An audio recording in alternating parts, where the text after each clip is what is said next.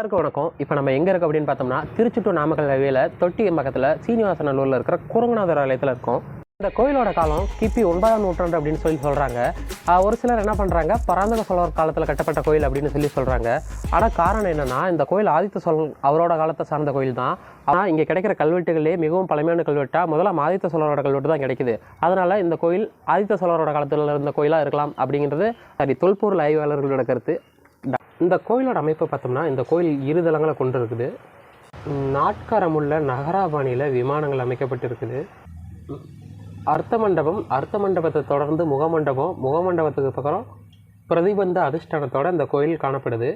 அந்த கோயிலை சுற்றிலும் யாழி வரிகள் இருக்குது. அதை நான் உங்களுக்கு அப்புறமேட்டு காட்டுறேன். குமுத வரிகளில் நிறைய கல்வெட்டுகள் காணப்படுது. அதே மாதிரி கோயிலோட சுவர்கள்லையும் கல்வெட்டு காணப்படுது. முதலாம் பராந்தக சோழர் காலத்தில் நிலத்தை விற்று இறையிலி தேவதினமாக இந்த கோயிலுக்கு கொடுத்ததை பற்றி ஒரு கல்வெட்டுகள் சொல்லுது. இந்த கல்வெட்டுகளை பற்றி நம்ம பார்க்கலாம் வாங்க. இந்த கல்வெட்டு என்ன சொல்லுதுன்னு பார்க்கலாம். இந்த கல்வெட்டில் 2 வகையான வாய்க்காலை பற்றி குறிப்பிடுது. அந்த வாய்க்கால் அருகில் இருந்த நிலத்தை விற்று தான் இவங்க தேவதானமாக கொடுத்துருக்காங்க. அதாவது இறையிலி தேவதானமாக கொடுத்துருக்காங்க. அதை பற்றி நம்ம இப்போ பார்க்கலாம். இந்த இடத்துல பார்த்தீங்கன்னா வச்சுக்கோங்க, இது குண்டை வள்ளி வாய்க்காலின் வட வாய்க்கால் நிலம் அப்படின்னு போட்டிருக்காங்க. 1 முக்காணி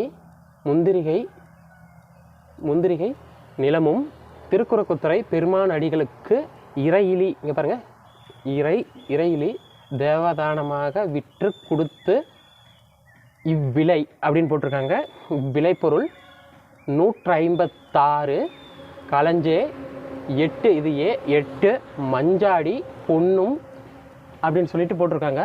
இந்த பொண்ணை இவங்க என்ன பண்ணியிருக்காங்க, இங்கே பாருங்கள், ஆவணம் செஞ்சு இந்த இடத்த தேவதானமாக கொடுத்துருக்காங்க அப்படின்னு சொல்லியிருக்காங்க. அதே மாதிரி இந்த இடத்துல இந்நிலமும் இவ்வோர் 1 முக்கால் முந்திரிகை யறை நிலமும் விற்று ஆவணம் செய்தது அப்படின்னு சொல்லி போட்டிருக்காங்க. இந்த இடத்துல பார்த்தீங்கன்னா அந்த கல்வெட்டோட நெக்ஸ்ட் பார்ட் இந்த இடத்துல இருக்குது.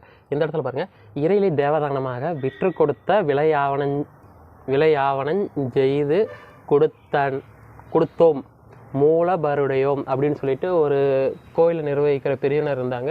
இவங்க கிட்ட விளையாவணம் செய்து கொடுத்தோம் அப்படின்னு சொல்லிட்டு இந்த இடத்துல போட்டிருக்கு. கோயிலை கொரங்கநாதர் கோயில்னு சொல்லுவாங்க, குரங்குநாதர் கோயில்னு சொல்லுவாங்க, கோரங்கநாதர் கோவில் அப்படின்னு சொல்லுவாங்க. ஆனால் இந்த கோயிலோட உண்மையான பேர் என்ன அப்படின்னு சொல்லி பார்த்தோம்னா, திருக்குறக்குத்துறை பெருமான் அடிகள் அப்படின்னு சொல்லிட்டு தான் இந்த கோயிலோட ஒரிஜினல் பேர். பெருமான் அடிகளுக்கு தான் இவங்க அந்த நிலத்தை ரெஜிஸ்டர் பண்ணி கொடுக்குறாங்க. இந்நிலத்தால் வந்த இந்த இங்கே பாருங்கள், இங்கே பார்த்தீங்கன்னா இறையிலி நிலையத்தால் வந்த அந்த வரிகள் அதை பற்றி பேசுகிறாங்க.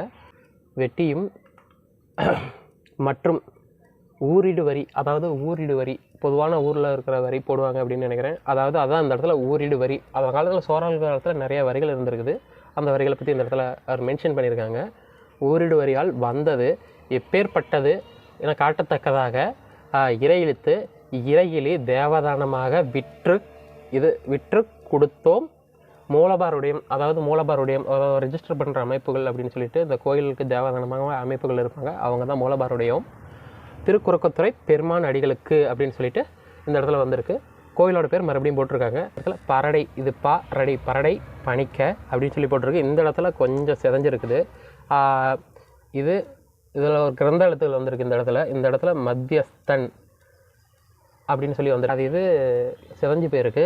இந்த இடத்துல கிரந்தத்தில் வந்திருக்கு மத்தியஸ்தன் அப்படின்னு சொல்லிட்டு இந்த இடத்துல போட்டிருக்கு.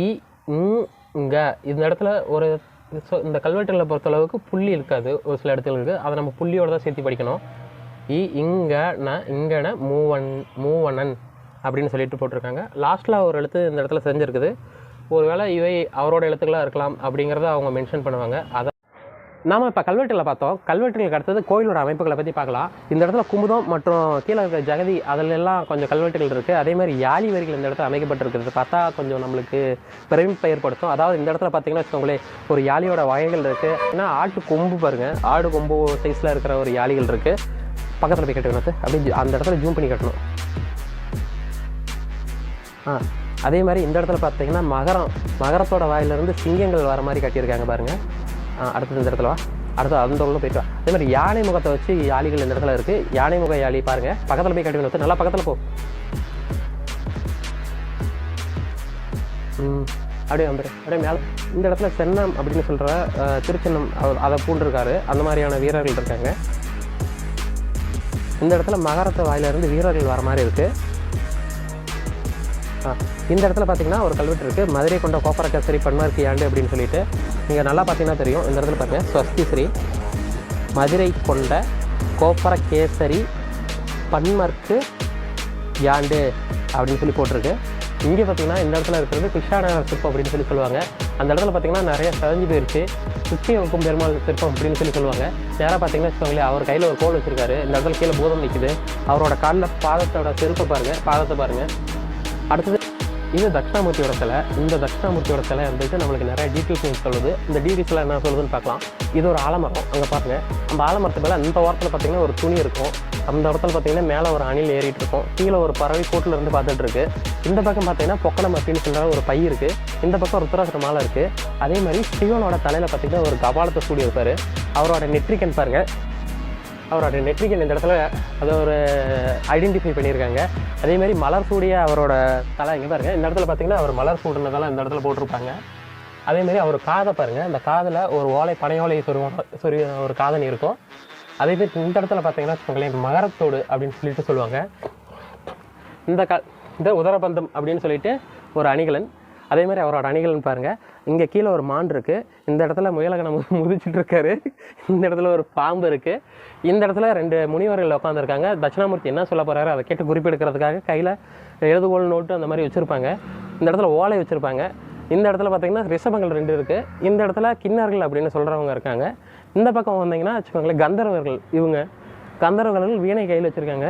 இந்த இடத்துல பார்த்தீங்கன்னா புலி இருக்குது. இந்த இடத்துல பார்த்தீங்கன்னா முனிவர்கள் உட்காந்துருக்காங்க. இந்த இடத்துல பாருங்கள், 2 பெண்கள் ஒரு பெண்ணை பிரசவத்துக்காக கூட்டிகிட்டு போகிற மாதிரி ஒரு சிற்பங்கள் இருக்கு.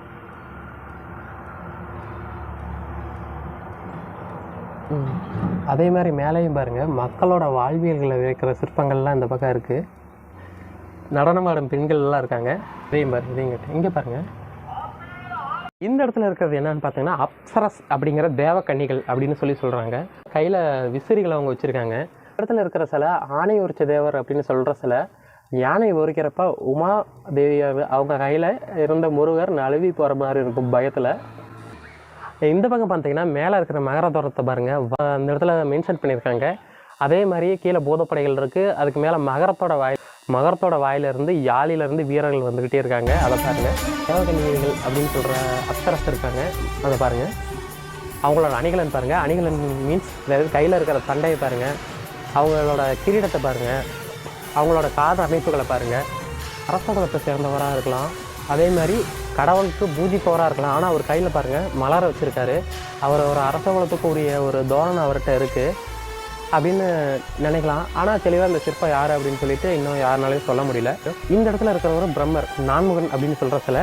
இந்த சிலையோட மூக்கு பகுதி சேதப்படுத்தப்பட்டிருக்கு. அதே மாதிரி இடுப்பு பகுதி சேதப்படுத்தப்பட்டிருக்கு. கைகள் இப்போ தான் புனரமைக்கப்பட்டிருக்குது. இந்த கையில் பார்த்தீங்கன்னா ருத்ராட்ச மாலை இருக்கும். இந்த கையில் பார்த்தீங்கன்னா அவர் கையில் உலகம் இருக்கும். இந்த பக்கமும் ஒரு சிலை இருக்குது. இந்த பக்கம் இருக்கிற சிலையும் ஒரு அரச குலத்தை சார்ந்தவராக இருக்கலாம். அதாவது கடவுளுக்கு பிரம்மனுக்கு ஒரு பாதுகாவலர்கள் சிலையாக இருக்கலாம். அந்த பாருங்கள், அந்த சிலையோட அமைப்புகளையும் பாருங்கள், அந்த சிலையோட அணிகலனையும் பாருங்கள், அந்த சிலையோட முக அமைப்பு பாருங்கள். அதுதான் உங்களுக்கு சற்று பிரமிப்பை ஏற்படுத்தும். இந்த கல்வெட்டு கோவிலுக்கு பூஜைகள் செய்கிறதுக்காகவும் ஸ்ரீபலி எழுந்தருள்விக்கிறதுக்காகவும் கொடுத்த நிபந்தனைகளை குறிக்கிற கல்வெட்டு. இந்த கல்வெட்டை குறித்து நம்ம அடுத்த வீடியோவில் பார்க்கலாம்.